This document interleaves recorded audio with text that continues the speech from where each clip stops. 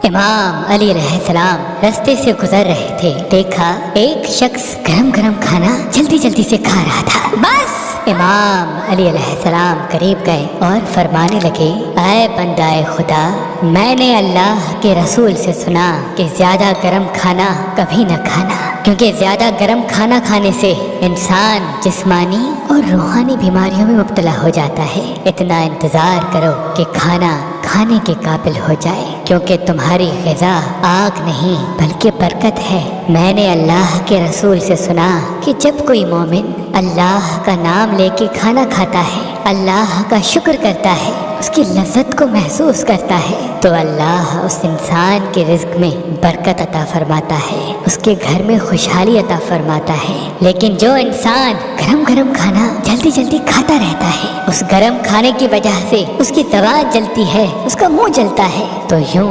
बरकत के फरिश्ते उसके नाम अमाल से रिज़्क़ में फरावानी को मिटाने लगते हैं, घर से बरकत को ख़त्म करने लगते हैं, और यूं उसके घर से बरकत चली जाती है। याद रखना, अल्लाह ने बरकत को ठंडे खाने में रखा है, गरम खाने में नहीं।